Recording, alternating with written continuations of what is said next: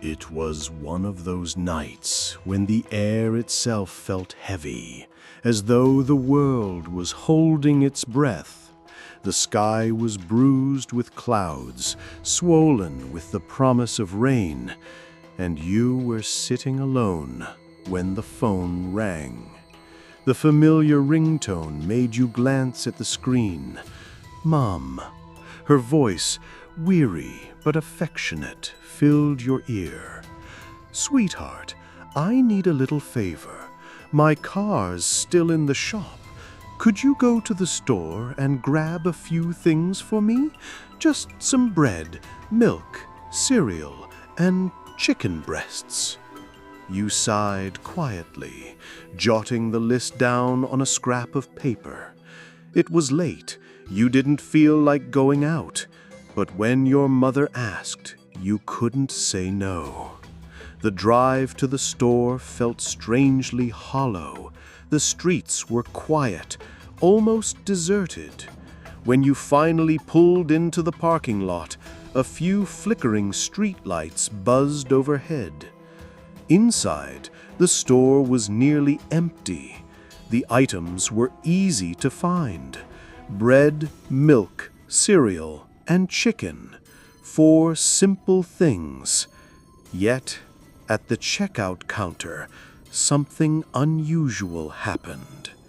The cashier, a woman with tired eyes and an oddly fixed smile, scanned the items and then remarked in a tone that made the hairs on your arms rise, "You know, there's no danger of a milk shortage." You stared at her for a second, not knowing what to say. You gave a weak laugh, muttered something, and left with the bag in hand. But the unease clung to you like a shadow. At your mother's house, you knocked on the door. Once, twice, 3 times. No answer. You tried the handle. It turned easily. The door was unlocked. Inside, the house smelled faintly stale. You walked to the kitchen, placed the bag on the counter, and then froze. On the counter were not 1, not 2, but 6 other grocery bags, each filled with the exact same items: bread, milk, cereal, and chicken breasts. A couple of them had already spoiled. The milk was curdled, the chicken giving off the unmistakable stench of rot. "Mom?" Your voice trembled slightly as it echoed through the silence. No reply. Your steps grew heavier as you left the kitchen and moved into the living room. That's when you saw her. Your mother sat upright on the couch. Her posture was strangely calm, almost dignified, but her head was gone. It rested neatly in her lap, her lifeless eyes staring downward at her folded hands. The world tilted, the room swayed. Somehow, in shock, you found yourself dialing 911. When the police arrived, the scene exploded with movement. Cameras flashing, officers murmuring, evidence being tagged. After a while, one of the investigators told you something that shattered the fragile sense of reality you had left.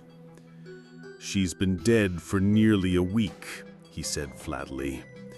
"A week?" Your mind rebelled. That couldn't be true. You had just spoken to her on the phone, just minutes ago.